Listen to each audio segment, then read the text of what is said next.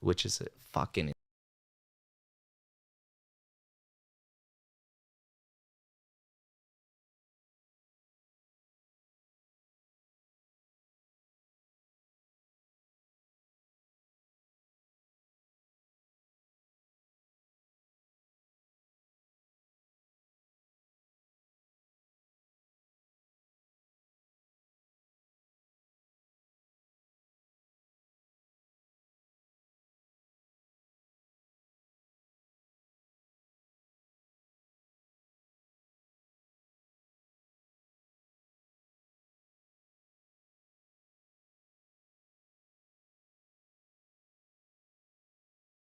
insanity. It's crazy to me because public speaking doesn't scare me at all. That's because you're one of those people that were genetically born with the ease of public speaking, and then you practice it and got even better. I have a lack of allodoxophobia. Yeah. Are you familiar with that Public word? speaking. Isn't that Fear what it of is? other people's opinion. Oh, there you go. I don't know that one. What is it? Allodoxophobia. Allodoxophobia. I tell people, they're like, how do I succeed? Get rid of your allodoxophobia. A lot of people are so paralyzed by that. Yeah. They don't do shit. But when it comes to learning, when I started this company, I was running a car dealership. I used to be able to train people to sell cars like it's going out of style. I thought I was like freaking, I could take someone out of a Burger King and bam, show them how to make money. And then I quit to go, that made me feel good. Right. And I said, man, I want to help people. So I started a training company at first. Yeah. I was going to go, compete with Cardone and all those guys. Yeah. So I went.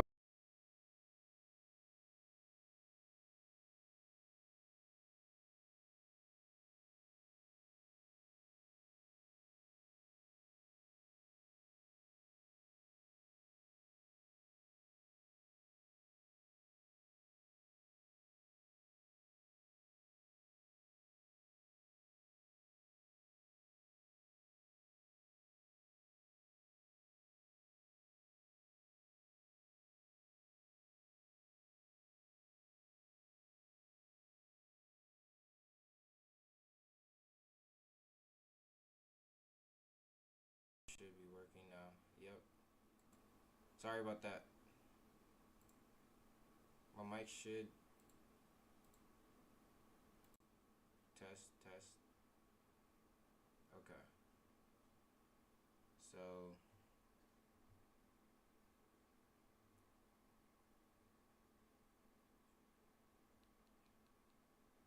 sorry about that.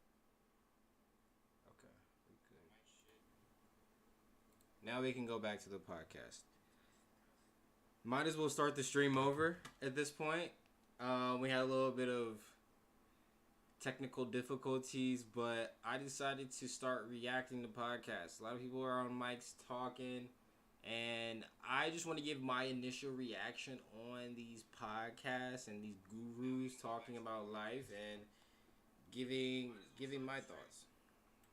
I went out on the road and I started delivering the same information, but it wasn't working. I didn't see all the miraculous changes.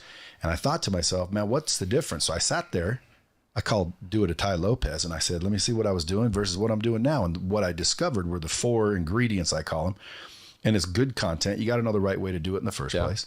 Repetition, practice, and accountability. See, when I worked there, I was doing that inadvertently. I didn't know I was doing it, but I was doing it. Yeah. But then when I quit, I was just given the good content. Good content alone doesn't work. Yeah. Like I say, I watch mixed martial arts, but that doesn't make me a black belt. Exactly. So those 4 ingredients, I say to companies, if you really truly have an issue or a desire to improve a department, all you have to do is direct good content with repetition, practice, and accountability towards any of those weak areas of your company. And it improves. It's freaking miraculous. And I would add in the kinesthetic side, because when you were doing it on a smaller scale, you might have been able to talk with the dude. There's something in our brains. So when you go to virtual teaching, I do virtual teaching with my programs, but I always tell people, this is the gateway drug. What you really need is come have me mentor you in person. I got a private mentor program, or come to one of my seminars, which I'm doing at your place downstairs. So do you really need this guy to mentor you? Look, this guy there's another one in his podcast, another one in his podcast. Why pay this guy to mentor you in person when he has so much stuff online for free?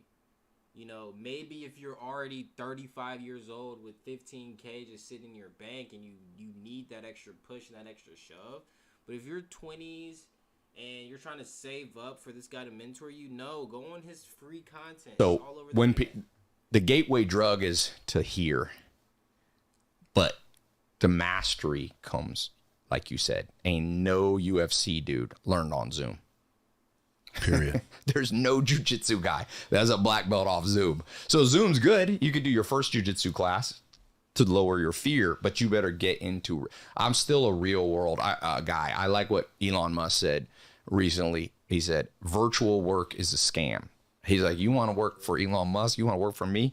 You drive to where I am and we sit together in big offices together. So in-person work. Yeah. Have you ever had a conversation with him? Yeah, I used to see him all the time. I went to a fireside chat. First time I heard of Elon Musk was like 11. My friend's like, you want to hear this guy, Elon Musk? He was more famous in San Fran, you know, and went to a little fireside chat. But then I didn't see him for a long time. I first saw him in 2014. There's a picture. I was at a movie theater with my ex, Kenna, just a cool girl, and I'm sitting there at the Grove, and I had remembered him from that 11, and it was just literally late night movie. And he's standing in front of me. I go, that's Elon Musk. I said, Kenna, that's Elon Musk. She's like, no, I never heard of him. And he's ordering. I learned one thing about Elon. He likes hot dogs. He ordered like 5 hot dogs. Okay. And then Who doesn't? I don't like hot dogs. I heard if you see how they're made, you won't like them.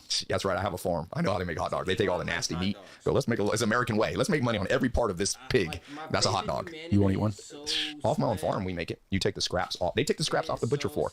You get in the scraps. They sweep that stuff up. It's a little more advanced now, but that's where hot dogs come. They're sweeping up the floor and stick it in a casing, and they throw sugar in it. You look at hot dogs. Why do they have to put sugar? Usually when you buy steak, they don't put sugar in it. If they chicken McNuggets, they put sugar in it. Why? Because it's some nasty meat. It's some nasty meat. Joel Salatin, my first mentor farmer, is like, Di, if you ever, for whatever reason, you got to eat Kentucky Fried Chicken at McDonald's, he's like, don't eat the chicken McNuggets without any kind of hot dog sausage. You get in the bot. In fact, they use downer cows. I don't know if you know what a downer cow. I used to work on farms in New Zealand. You know, my first business was when you have, there's the modern concentration camp farm system is so bad for animals, okay? That milk cows specifically, they push them so hard to produce milk, the cow just basically starts, it's almost like fainting. They can't stand up. Their bottom legs come out from under them, and you call them downer cows. So eventually they shoot them. You don't shoot them, but that's how you kill cows. They shoot them with a bolt gun. And McDonald's, you getting that downer cows, boy. People like McDonald's, I'm going, my farm, we're eating, I only feed myself, my family, friends, we don't have any downer animals like that. So hot dogs is like nasty, is the pig that didn't do well. The cut of the meat is chicken McNuggets, because the way the federal inspection system works is like you got a chicken come through, and that chicken's like, sometimes they'll have tumors. Modern factory farms, I've worked on them. There's nasty, especially egg farms. People eating regular eggs. I'm like, dude, I've taken people to a factory egg farm. You'll almost vomit from a mile away. You'll smell it. It's insane. Look, I eat meat and stuff. I respect vegans that talk about animal cruelty, but I draw the line. Modern factory farms, how they raise eggs is cruel. They put 9 chickens in a cage so small the chickens can't even turn around. You don't have to be an animal rights lover to be like, that's fucked up. My farm, all my egg laying chickens, they never see the inside of a factory. They're out on grass every single day forever, except in the winter sometimes for the snow. We put them in a big greenhouse that they love. But anyway, hot dogs, be careful. Chicken McNuggets, hell no. Never. Don't give them to your kids. People give them to their kids. I said, what happens to a civilization that poisons their own children? That's what you have to ask yourself about America. It's like America's got Coca-Cola for first graders and then Ritalin on the other side. They're like, you're not going to believe this. We got some hyper kids. Let's give them 40 grams of sugar when they're a little 6-year-old body. And then let's get a therapist and a psychologist to diagnose them as ADD. I'm going, this is a destruction of a civilization happening right in front of you. Because most cultures, even ones we think of crazy ones, they didn't poison their own children. Even like the Nazis that nobody likes, they weren't poisoning children. They did send their kids all to die in war, so maybe that was worse. But America's poisoning its own children. It's like nuts, man. So to go back to this tech comment you made, you said, most of them tech and early, first movers, stuff like that, yeah. they have the advantage. Oh yeah. So again, I'm almost like a blind squirrel. Mm-hmm. So I've got a tech company. Yes. Is Lightspeed a tech company? Sure. And I was first mover. Yeah. Nobody in '99 was doing this. Yes. Where am I fucking up? Why? Third wave, I call it. Third wave. Being first wave is sometimes not good. So you were first wave. Sometimes first wave guys win. Jeff Bezos, 94, starts Amazon. He's still the king. We're just entering the third wave. So all the money's made in the third wave. So good news for you is you still got a chance for Lightspeed to hit the third wave. I'll give you a perfect example. First wave of social media platforms were like chat rooms in the 1990s. I had a friend, my friend Zach, rest in peace. He would meet chicks off chat rooms. He has horrible stories because you couldn't see the woman. He once told me a story. He met this woman and she's like, meet me outside the Barnes and Noble in Charlotte, North Carolina. He's like, bro, I rolled up. I saw this chick. She's like, I'll be standing outside the Barnes and Noble. He's like, I pretended I didn't see her. I just rolled right past. But he goes, she saw me. So she thought that I didn't see her. So she jumped in the car and started chasing me. He's like, I'm going through Charlotte trying to lose this woman. I'm like doing James Bond, 90-degree turns. He's like, finally I lost her. And I got home. She's on the chat room. What happened? I saw you. He's like, oh, I thought you. He's like, I didn't see you. I thought you were at a different Barnes and Noble. So you had chat rooms first. That's first wave of social media. Included in that, I would probably put in Friendster. That was the first one. When I was at the Amish, living at the Amish, I was no technology. My friend was on Friendster, Dave Benfield.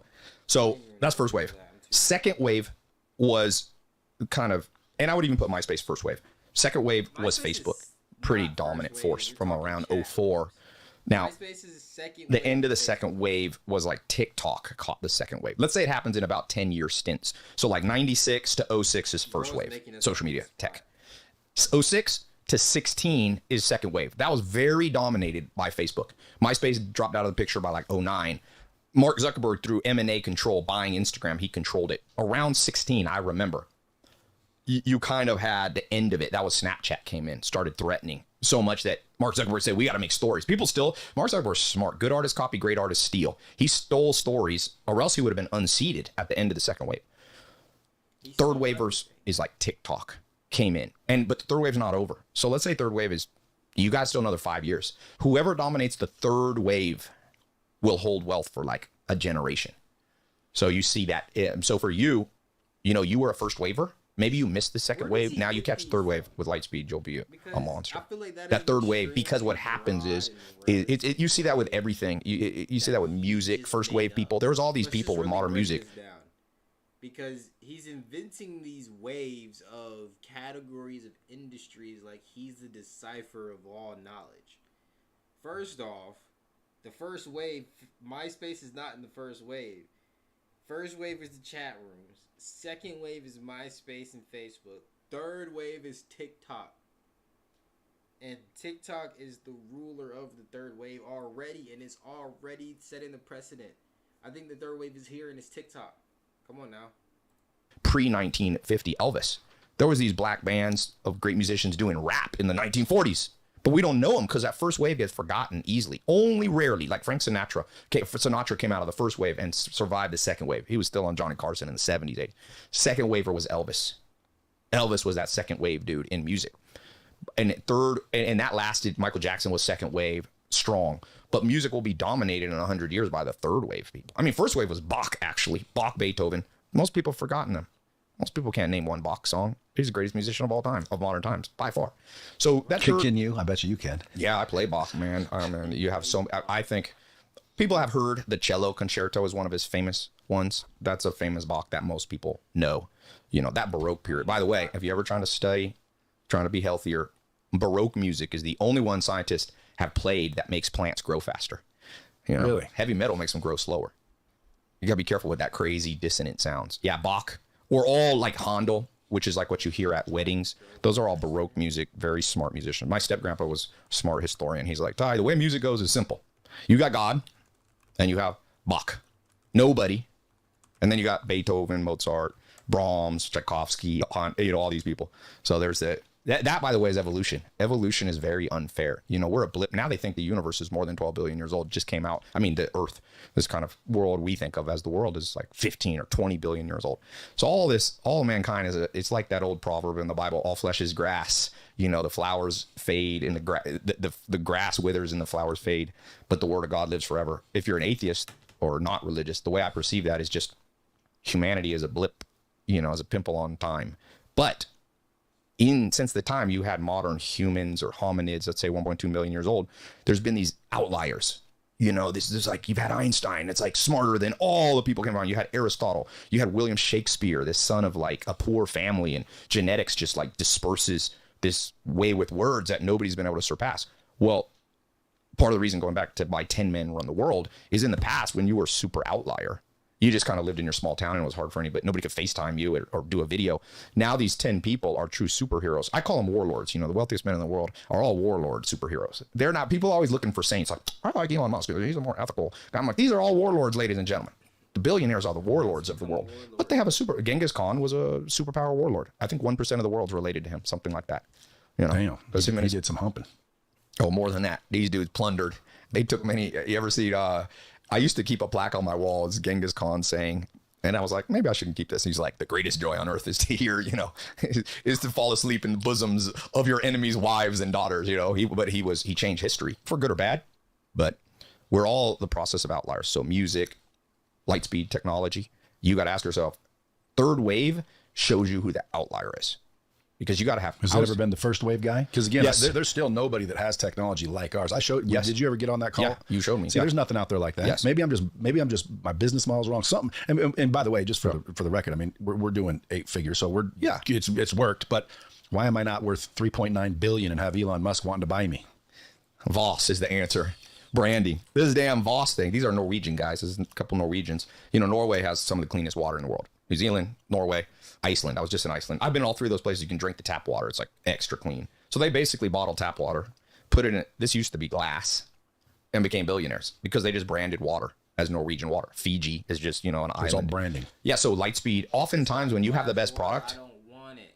but you're being beaten by dumber people, and this also happens individual level. I put a tweet the other day. I was like, if you are making less money than people dumber than you, that's because they're bold. See, to me, the letter B in brand is bold.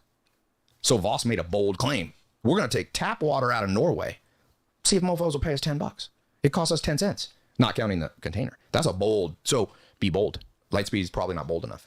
So what religion are you? Huh. Everybody wants to know that. Yeah. And I'm sure you've done the research. Yeah, man. I think I'm honest. I don't. This guy is definitely gonna say something. Like, just look at his face. He's gonna say something controversial. I don't think I'm smart enough to know what happens outside of this world. I try to be more of an expert in this world. I meet people who's like, no, I can tell you the exact thing, what happens after death. I know everything about the origin of humanity because of my religion. I'm like, bro, you can't even take care of your own life on earth. How do you have all this confidence? I don't have that confidence in myself to understand probably what I believe in. I do think, so I've gone through phases where I was religious, then I became kind of anti-religious. But I think I think you should avoid extremes. There's a good chance that a lot of the things in religion are true. And we went through a period where atheism was very esteemed. Like my grandpa was a pretty well-known scientist. He was super atheistic. There was a time from about the age of humanism, let's say the last 500 years, is like the rise of atheistic thought being respected.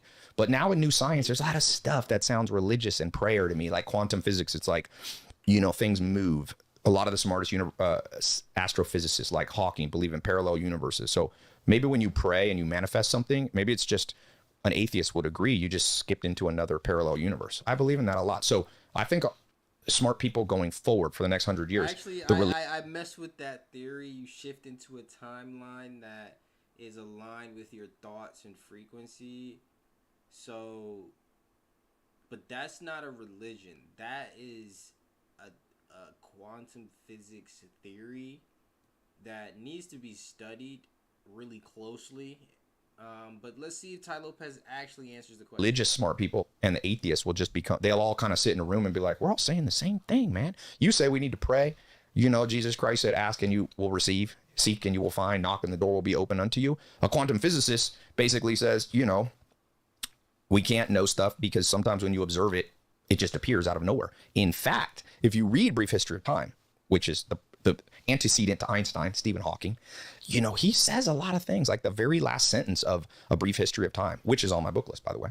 He says, because then if we figure this out, we'll know the mind of God.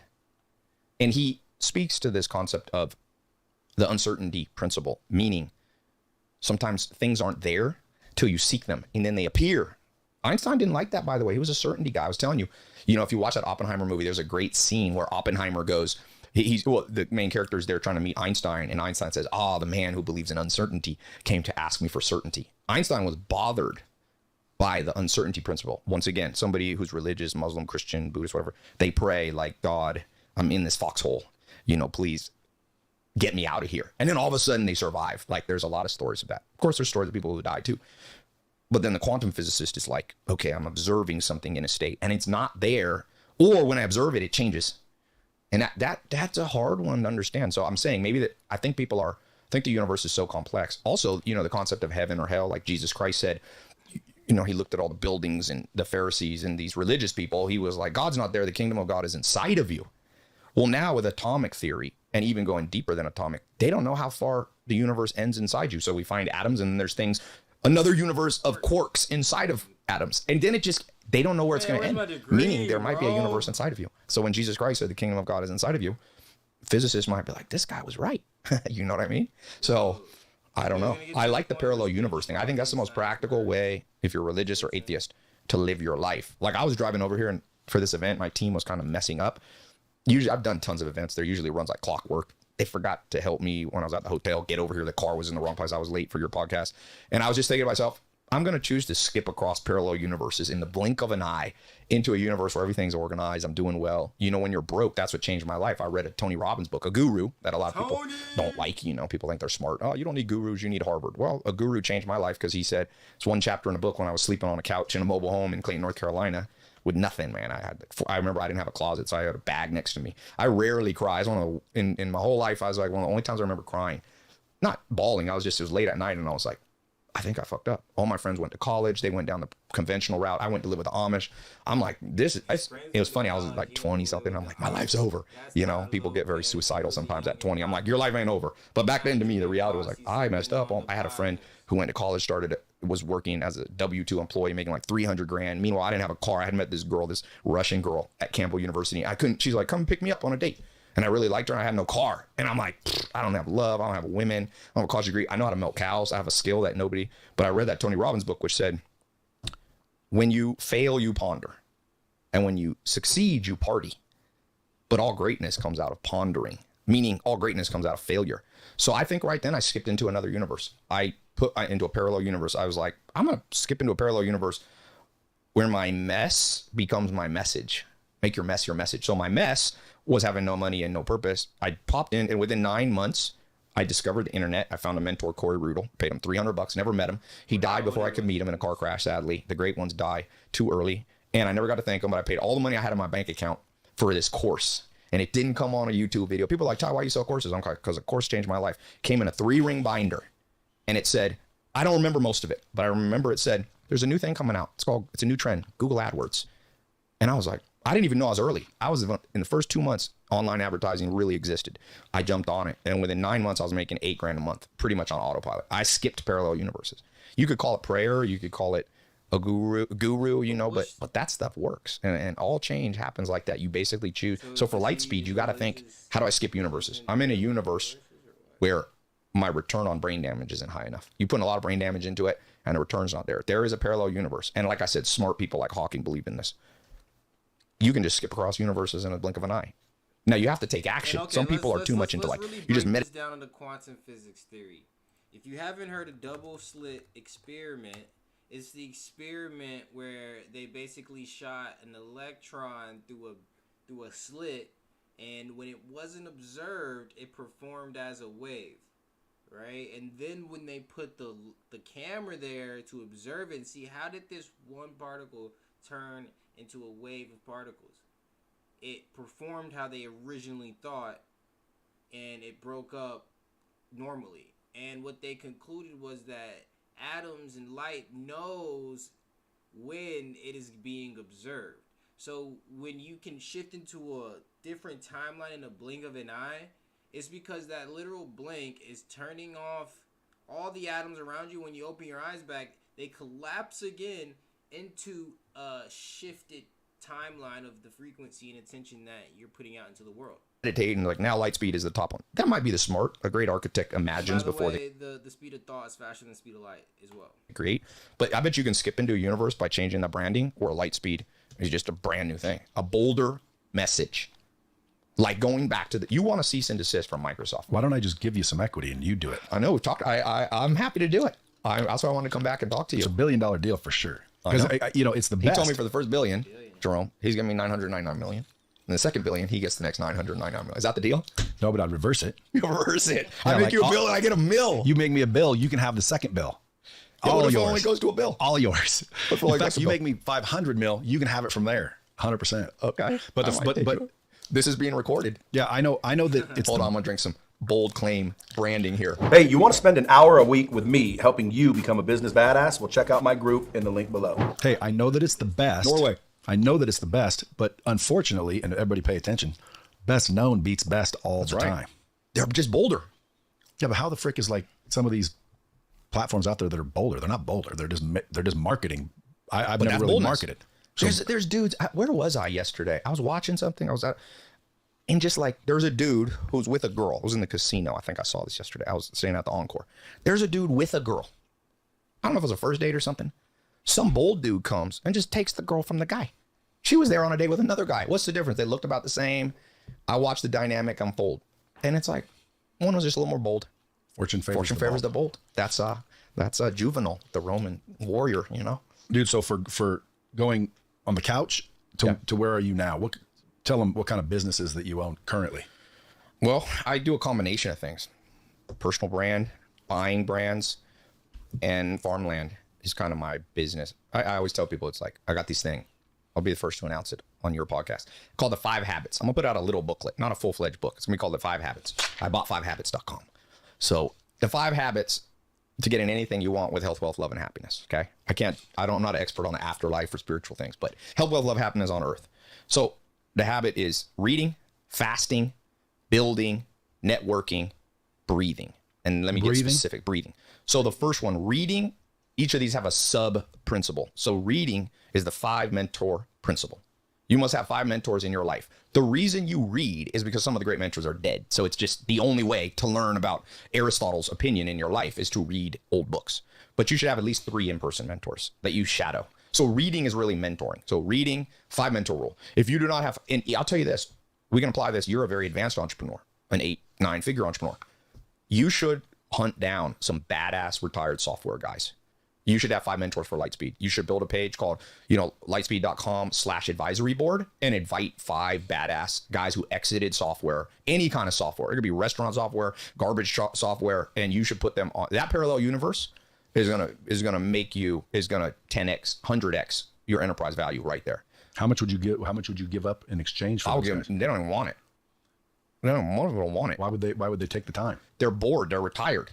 Retired mofos love to help. I got Dr. David Buss, been my mentor since 2014. He's like one of the great psychologists of all time. I've paid it sometimes for years. He's done it for free. We should hang out. I would fly him out, pick him up in the Ferrari. He's like a Harvard guy. It was like a cool life. Take him out in Hollywood, beautiful women. I didn't pay him for years. Sometimes when he lived far apart, I'm like, let me give you $5,000 a month or something, $3,000 a month. He's like, okay. I was like, we'll do 1 call a quarter and I'll invite you out. So I would offer these guys like, I'll give you $5,000 a month. And once a year we go out, I'll fly you into Vegas and we just chit chat. And all I need from you, sometimes they usually don't ask for equity, but you can get equity. You can give it, but you're looking for guys. So one of my mentors out in Nation used to say, you want to know who to get around you? People that are wealthy independently. So these guys are all wealthy. Yeah. You need 5. So that 5, habit number 1, you get 5 mentors. Anything's broken, add 5 mentors. So 3 in person, you need 3, and then read 2 books of software exits. You should read that new Bezos book. It's the one they wrote on Jobs, Walter Isaacson? No. There's a Jeff Bezos book. I have it on my phone. I'll find it for you later. But you should read that one. So I have 2 badass books of great software stories, and you'll find an idea. There's one.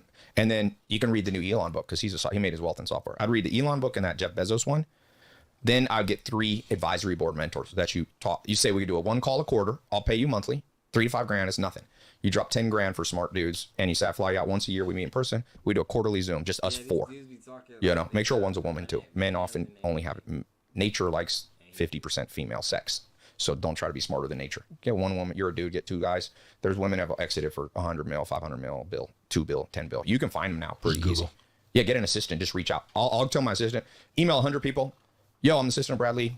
I make money, but my software I think can be worth more. Could I hire you? And we just have fun, and I learn from you. That's another question that I want to jump over to before we run out of time. How do you find a great team? That's a good question. You seem to have capable people around. Yeah. I always try to find capable people, and I end up, disappointed. Yeah. How are you finding them? I think that I call it kind of my 3-step rule. One is I use quizzes for pre-employment. Use quizzes. Do an IQ quiz.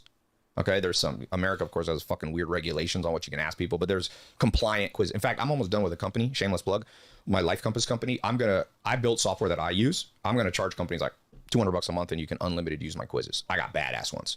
So you need I'll to be do your first customer. Yeah, I'm not going to charge much. The company I use charges me $2,000 a month for just an IQ cognitive quiz. Fuck that, I can build a better one. So I like that. So you do IQ quiz, then you do a worldview quiz. Don't forget the worldview one. You want to find out if somebody's a psychopathic serial killer. You believe it or not, serial killer type people will answer a quiz that reveals they're serial killers. People go, oh, a serial killer will hide it. Now, you ask the question in such a way that they're excited to share that they're whack jobs. So I screen out. Number 3, cast a wide net. You'll have no problem. So what I would do is you post once a month. You do a Zoom. You join it for 10 minutes. You post on your social. I'm looking to hire the best out of the best. My ratio is like 1 to 500. I'm doing a live call. I'm on Zoom. If you want to come work for me anywhere in the world, and then I pick like 1 out of 500. And I usually make them an intern or like just a part-time $2,000, $3,000 a month person, 67-day trial. Start running through that. Like last year, like 17,000 people applied to work for me, and I picked like 17 or something, 30 of them. So you got to cast a wide net, use some quizzes, to include an IQ quiz. But how do you know what you're looking for based on those quizzes? IQ, you want some. The only thing you don't need crazy high IQ is for sales guys. Actually, people who have too high of IQ suck at sales because they can't empathize. So I don't use IQ tests on salespeople. But you're looking for high IQ for assistants and stuff like that. Operations. You want people who have the old school measure of intelligence because they're like engineer structure. Programmers too. Like I have had the same programmer since 2007. This mofo is smart. Smart means you have to manage him less. He's from China. And the first week he worked for me, I'm like, this dude doesn't know English. 2 weeks later, who's speaking English? I was like, how do you learn English? He's like, I taught myself so I'd have this job. I was like, we hired the right guy, and he's the best programmer I've had. So for like raw intelligence things, operations, programming, you want to put them that IQ test filters, because or else you find it out after a year of them working for you. What would you say is a high IQ? Well, the cognitive one I use gives you a range from 1 to 100%. So like I'm looking for people for executive quality, like the military officer, I'm looking for in the 90s, for management in the 80s, and for staff down in the 70s. But I don't like people below like 70 much. So I have like 70s is like operational people, 80s is managers, 90s is executive leaders. Have you ever taken it? Yeah. What's yours? I got the highest on it that anybody got for 5 years, but that doesn't mean I'm smarter. It's just maybe I'm good at taking quizzes. I used to do these tests till I took one time, and it said don't hire him. Yeah, but you're smart. Talking about me. Yeah, but you're smart. You play chess. But anyway, look, intelligence is multifaceted. I watched this video yesterday. This dude he would have been killed 100 years ago. He's like autistic, couldn't speak. And then they realized he can write symphonies in his head, and he just wrote the symphony. So I make exceptions for the IQ test. Like I said, I'm a practical dude. I used to IQ test sales guys, hire all these 80s, 90s IQ sales guys. They couldn't sell. Then I tested my very best guy. He got like 50. So that's when I learned, emotional IQ is a different quiz. You have to worry about culture if they're all over the planet. It's better. You got an office in Vegas. Try to hire into Vegas. People will move for you. Your biggest advantage is you're a celebrity in your industry. People want to work. So I would try to fill up this office, man. Yeah. You say, so reading, get the 5 mentors, 3 in person, and now fasting. Yeah. So fasting, 5-hour rule. You got to have self-control, especially in the modern world. So don't intermittent fast 5 hours a day. First 3 hours when you wake up, don't eat anything. You'll be okay. And then the last 2 hours before you sleep, don't go to bed, especially if you're trying to cut. What about full-on fasting, though? Because right now, believe it or not, that's what I'm doing, and it's melting away, bro. Yeah. The only thing, you're more of a superhero of self-discipline. If you go to the masses and you tell them to fast, it gets into a lot of yo-yo diets. So people will fast, try to make up for a bad diet. I can start working. I can commute places. Like, I don't need to really eat a meal until like 2 p.m. Up, down, and then the body compensates out of the fasted, gain it all back. Yeah. So that for most people, what I have my 150 body, 150body.com is like my health protocol for myself that I teach busy entrepreneurs. Every 150 days, that's twice a year, do a fast, but no more. A real intense fast. I've done up to 5 days. I'm not sure if you do a 5-day fast. Dr. Schultz is this famous herbalist guy that my mom loves. Now the Kardashians finally found him. But first day you do just like light vegetables, and then he would do a 3-day water fast. And the last day you break it back with like vegetables. Don't go cold turkey, But that's too hard for most people. And you got to look at your metabolism. Some people.